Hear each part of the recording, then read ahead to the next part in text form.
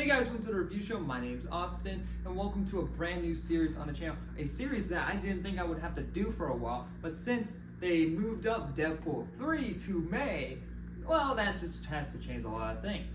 And with that being said, we're going to review every single Fox X-Men movie leading up to Deadpool 3, including the Deadpool movies that I haven't actually really watched. I've seen the first one. I never really watched the second one. So that's gonna be interesting when those come out. We're gonna watch these in release order. But I am gonna save the two Deadpool movies after Logan. I basically already reviewed Dark Phoenix when that came out. I also reviewed New Mutants. So those two I don't have to worry about. If you guys want to see those reviews, those are out on the channel. You guys can go watch those. It's a series that I've been thinking about for a year now, and I'm finally here going to do it. It's gonna be a lot of fun. It's a monthly thing. This is probably gonna be the biggest series I've done on the channel, besides I guess the Fast and the Furious one, which I kind of got lazy towards the end. But I'm not gonna do that. We're just gonna stay on track with the first X-Men. X-Men was a game changer when it first came out in the 2000s. Like, this is what changed like superhero movies like in general. This is like the first movie that when people went out and saw, it's like, oh, we can actually have a serious, meaningful superhero movie, and it doesn't have to be just cool action and all of that. And it's like, and I grew up watching these, and it's like, you know, and the more that I watch these, the more that these films become relatable over time. Like, this film is more than just action. Like, there is like serious like the political debates in this film about, and like basically about fear and about the mutants. It's like, oh, they need to come out because they, like, humans know that mutants exist, but they are secretly living in our world, but they're scared to come out because they think that the humans most likely will attack and destroy all mutants. And that's basically the whole theme out, and basically in all these films, really, about fear and destruction and all of that. And it's really well done. It's really well done stuff, and it brings a lot of weight to these to the characters. It's really cool to see these characters come to life as well. I mean, I watched a couple of the X-Men TV shows. I know some of the X-Men backstory stuff. Patrick Stewart, cast as Charles Xavier, is perfect casting. Even Ian McDiarmid as Magneto, perfect casting. Like these two guys really work in this film. And you know what really works for me in this movie is Hugh Jackman as Wolverine.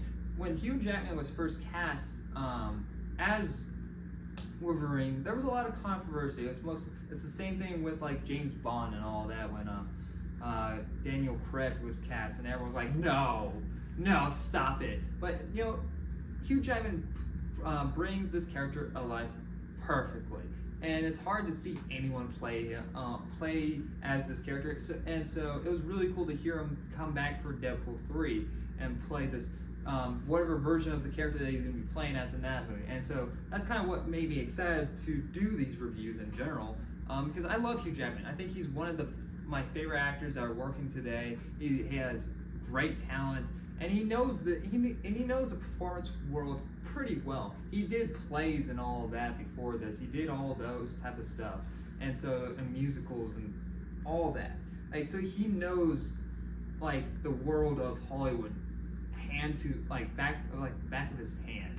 And so it was really cool to see him play this rough character, and the way that his entrance is in this movie is badass. Like, freaking cage fighting, what a good way to introduce a character in a movie, to show off how badass he is and his fatigue.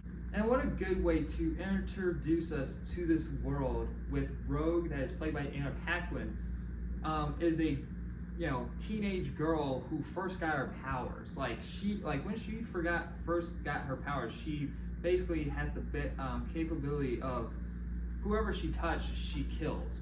And it has this effect on her, and she's like kind of gets scared of everything and whatever she does.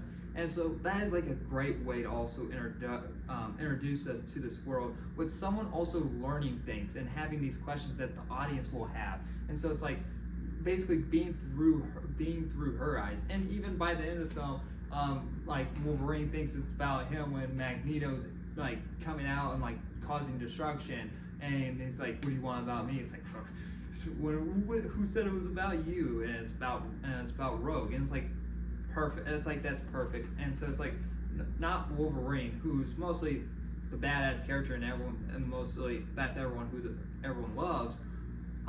He's not the main character. Rogue is the main character, but then Wolverine became mostly the main character of every X-Men movie. Even like X-Men Days of Future Past is Wolverine Days of Future Past. That's pretty much a Wolverine movie, and like that's the only true X-Men movie without any like Wolverine. Like is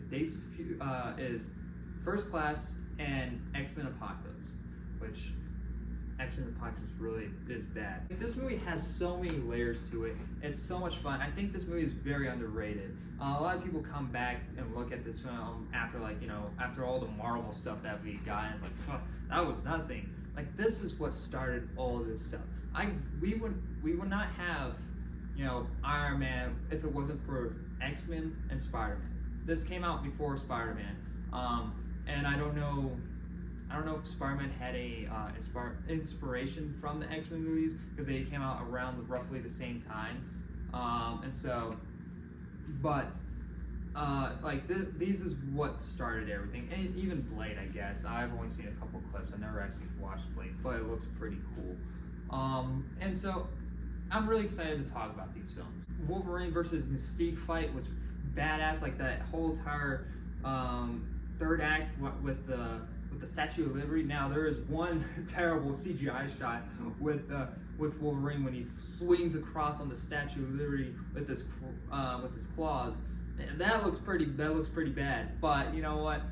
It's still badass. It's like this film has everything. It has the story. It has the emotional weight as well, giving us the action that everyone wanted to go for. This is a perfect film. Like, I really like this film. And like this, besides a couple of CGI moments in the film that don't hold up anymore, like this is great. This is a really great film. I'm gonna give X-Men an A-. I'm excited to talk about the X-Men films. This is gonna be the biggest series I've done on the channel. I can't wait to talk about more. Can't wait to talk about X-Men 2 or X2 United. I think that's what it's called. Next month.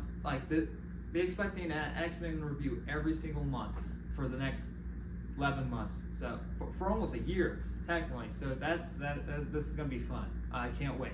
Anyway, guys, thank you for watching. Like always, I'll see you guys in the next review. Bye, guys.